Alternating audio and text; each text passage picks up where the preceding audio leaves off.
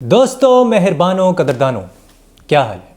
आज हम बात करने वाले हैं जुवेंटस के बारे में। बहुत बड़ी न्यूज़ आई है इस वक्त के 15 पॉइंट्स जो हैं वो डिडक्ट कर दिए गए हैं सीरिया आ में। एंड मैंने इसके ऊपर पहले भी एक वीडियो बनाई थी, आप यहाँ पर देख सकते हैं। मैं यहाँ पर एक जो वीडियो का लिंक है वो भी डाल दूँगा, तो वहाँ पर आप जाके देख सकते हैं कि प्रिज्मा क्या है। मैंने पूरी एक डिटेल्ड वीडियो बनाई हुई है जुवेंटस के ऊपर। बट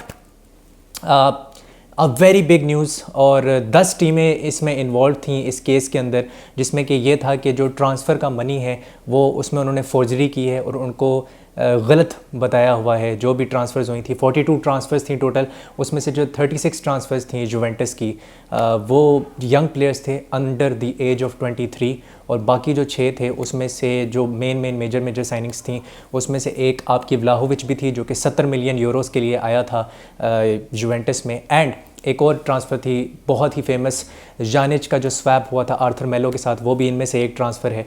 तो कह ये रहे हैं कि इन ट्रांसफ़र्स में जो वैल्यू बताई गई है कि ये इतने पैसे अदा किए गए हैं वो गलत बताई गई है, और वो दोबारा से जब ये इन्वेस्टिगेशन रीओपन हुई थी और इसको रीविज़िट किया गया तो वो जो जजमेंट थी वो रिवर्स कर दी, और उस जजमेंट में ये आया कि 15 पॉइंट्स डिडक्ट कर दिए जाएंगे यूवेंटस के लिए, which is a big deal, क्योंकि अब वो टॉप 4 रेस से ऑलमोस्ट बाहर हो चुके हैं, बिल्कुल उसी तरह जैसे लिवरपूल और चेल्सी जो हैं वो इस वक्त टॉप 4 रेस से बाहर हैं। रोज आते हैं इस उम्मीद पे आज जीतेंगे, कल जीतेंगे, परसों जीतेंगे, रोज हारते हैं। तो ऐसे ही हो रहा है, and it is a very sad news for a big club, a big heritage club in Italy like Juventus. एक और न्यूज़ यहाँ पर ये आई है कि जो उनके जो बोर्ड के मेंबर्स थे जिन्होंने रिज़ाइन कर दिया था 28 नवंबर को, वो जो हैं 11 महीने तक जो है बोर्ड का हिस्सा नहीं रह सकते, किसी भी इटली के अंदर बोर्ड की एडमिनिस्ट्रेशन का हिस्सा नहीं रह सकते। और एक और न्यूज़ ये आई है कि जो एग्नेली हैं, he was the owner of Juventus, the president of Juventus, वो अब 24 महीने तक किसी भी जो बोर्ड का है वो मेंबर नहीं रह सकते, चाहे कोई भी क्लब हो, चाहे जुवेंटस हो, कोई और क्लब हो।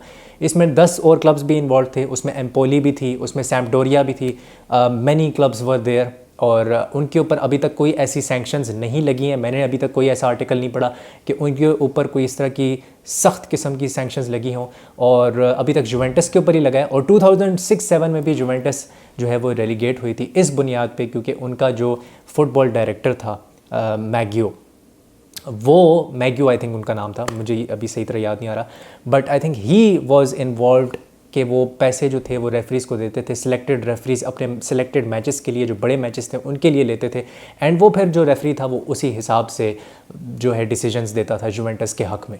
तो it was a bit of a match fixing, a bit of a कह लो कि स्पॉट फिक्सिंग थी। तो उसमें भी उनका जो ये जो फुटबॉल डायरेक्टर था, इसको जेल भी हुई थी, एंड वहाँ पर 6-7 का जो सीज़न था उसमें वो फिर रेलीगेट हो गए थे। तो ये अभी तक सिनेरियो चल रहा है, एंड जुवेंटस इस वक्त सख्त ख़तरे में है। बहुत से लोग ये कह रहे हैं, रूमर्स भी ये आ रहे हैं कि हो सकता है किएज़ा जो उनका प्लेयर है, और लुकाटेली उनका प्लेयर है, डिमरिया उनका प्लेयर है, व्लाहोविच है, ये 4 जो प्लेयर्स हैं, 3-4 प्लेयर्स, ये शायद छोड़ के चले जाएँ जुवेंटस, क्योंकि हो सकता है वो चैम्पियंस लीग में ना क्वालिफाई करें, और ये भी हो सकता है कि अगर वो चैम्पियंस लीग में क्वालिफाई नहीं करते तो जुवेंटस जो है वो उनके वेजेस नहीं पे कर पाएगी, because they are struggling with the money, we all know that now, specially after covid. तो कोविड के बाद इसी वजह से उन्होंने एक ऐसा उन्होंने मैकेनिज़्म बनाया कि जिसमें वो गलत तरीके से जो फ़ी है रिपोर्ट करें किसी भी प्लेयर की, और वो घूम के निकल जाएं उस चीज़ में से, ताकि कोविड का जो एक असर होना था उनकी फाइनेंशियल स्टेबिलिटी पे वो ना हो। तो उससे बचने के लिए उन्होंने ये किया था बेसिकली। तो ये अब सिनेरियो है, एंड लेट्स सी कि जुवेंटस का आगे क्या होता है। जो भी इससे आगे फॉलो अप आएगा वो मैं अगली वीडियो में बता दूंगा। आज मैं प्रीव्यू करने वाला हूँ जी मैनचेस्टर यूनाइटेड वर्सेस आर्सेनल का। बहुत बड़ी गेम है, और कह लो कि एक तरह से टॉप 3 की गेम है, क्योंकि कल न्यूकासल ने भी क्रिस्टल पैलेस के खिलाफ ड्रॉ कर लिया। तो मैनचेस्टर यूनाइटेड अगर ये मैच जीतती है तो दे विल बी थर्ड। होने क्या वाला है इस मैच के अंदर, मैं यही डिस्कस करने आया हूँ। और आई फील कि एमिरेट्स के ऊपर मैच है, अवे मैच है। लास्ट जो मैच हुआ था वो मैनचेस्टर यूनाइटेड जीत गई थी 3-1 इसी सीज़न में, एंड रैशफोर्ड ने 2 गोल मारे थे उसमें, एंटोनी ने गोल स्कोर किया था, साका ने गोल स्कोर किया था। और उस मैच के अंदर अगर आप मेरे से पूछो तो आर्सेनल ने 44 टचेस किए थे पेनल्टी बॉक्स के अंदर, 44 टचेस, और ये जो हैं ये 4th हाईएस्ट टचेस हैं उनके इस सीज़न किसी भी गेम के अंदर, और वो वाहिद मैच है जो कि आर्सेनल हार गई थी। ये कैसा बड़ा मजाक है, मजाक है ये, हैं? मजाक है ये। लेकिन एक और चीज़ इसमें ये थी कि राफेल वरान जो था उसके 5 ब्लॉक्स थे बॉक्स के अंदर, 5 टैकल्स थे और उसमें से 4 जो थे वो बॉक्स के अंदर थे। मतलब उसने टोटल तरीके से बॉक्स को कमांड किया था और वो मैन ऑफ द मैच था एक तरह से। उसने फोर्स किया था आर्सेनल को कि आर्सेनल लॉन्ग शॉट्स ले, यू कैन से जोन 14 से और बॉक्स के बाहर से, एंड जो डी का एरिया होता है, डी वाला, तो वहाँ से 18.6 यार्ड्स डिस्टेंस बन रहा था आर्सेनल के शॉट्स का टू द गोल, और ये सबसे ज़्यादा डिस्टेंस है इस सीज़न आर्सेनल के लिए। मतलब उनको फोर्स किया गया कि वो दूर से शॉट लें। तो that was the pedigree and the calibre of Varane in that game, कि वो बहुत ही आला खेला था। आई फील इसमें 3-4 किस्म की मेन बैटल हैं जो कि मैं डिस्कस करना चाहूँगा। एक जो सबसे बड़ी बैटल है वो ओडेगार्ड की होने वाली है और फ्रेड की होने वाली है, क्योंकि कैज़ेमीरो जो है वो अवेलेबल नहीं है due to suspension, yellow card खा गया था लास्ट मैच में। तो ये एक बहुत बड़ी बैटल होने वाली है आई फील, कि किस तरह से फ्रेड रोकता है ओडेगार्ड की क्रिएटिविटी को और किस तरह से मैन मार्किंग होती है। मैन मार्किंग बहुत इंपॉर्टेंट होगी, क्योंकि एरिक टेन हाग ने अपनी प्रेस कॉन्फ्रेंस में ये बोला था कि जो उनका प्लेयर है क्रिश्चियन एरिक्सन, सिटी के मैच में क्रिश्चियन एरिक्सन को मैन मार्क करने की ड्यूटी दी गई थी रॉड्री को, जो उनका डिफेंसिव मिडफील्डर है। क्या इस मैच में भी थॉमस पार्टे को क्रिश्चियन एरिक्सन जो है वो मैन मार्क करेगा? मेरा ये क्वेश्चन होगा कि will he man mark Partey and he will he take him out of the game? ये बड़ा एक इंपॉर्टेंट चीज़ है। तो ये भी एक बैटल हो सकती है क्रिश्चियन एरिक्सन और पार्टे की। एक और जो बैटल बहुत ज़्यादा इंपॉर्टेंट होने वाली है इस मैच के अंदर, मैं समझता हूँ वो होने वाली है मार्टिनेली की और वैन बिसाका की। एंड आई थिंक ये एक बड़ी की बैटल हो सकती है, बिकॉज वैन बिसाका 1-on-1s में बहुत अच्छा है as far as the tackling and defence is concerned, और 1-on-1 टेक ऑन्स में मार्टिनेली बहुत अच्छा है। तो मुझे ऐसा फील होता है कि ये बड़ी एक फैसिनेटिंग बैटल है। और मार्टिनेली की स्टैट्स की बात की जाए तो 31 ड्रिबल्स उसने किए हैं इस सीज़न, जो कि सबसे ज़्यादा हैं प्रीमियर लीग के अंदर, और 6.84 टाइम्स वो अराइव करता है बॉक्स के अंदर पर 90 मिनट्स।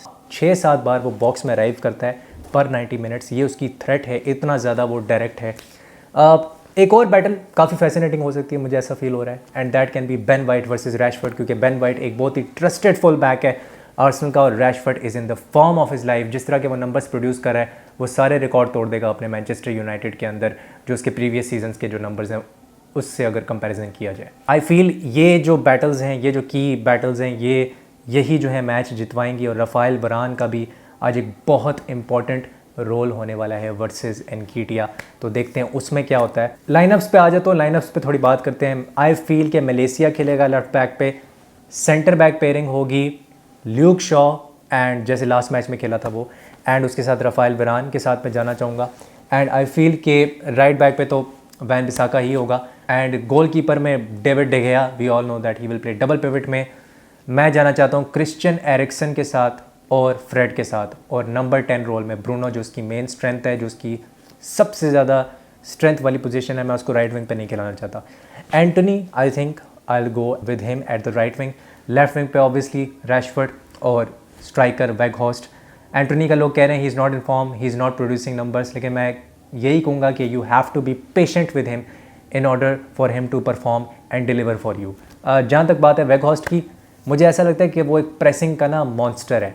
वो आगे से भी प्रेस कर रहा होता है, डिफेंड कर रहा होता है, फ्रंट से प्रेसिंग हो रही होती है फ्रंट से, और पीछे आके भी वो प्रेस कर रहा होता है, हर तरफ से वो भाग रहा होता है, एंड उसकी बहुत ही ओरिएंटेड प्रेसिंग होती है, डायरेक्शन होती है उस प्रेस में। एंड सेट पीसेस पे तो वो कमाल है he is very effective on set pieces, he can score a goal from there. तो I think he is a very good signing. एक अच्छा प्लान भी उभर के सामने आ सकता है। तो इस मैच में मैं उसको ही स्टार्ट करूँगा।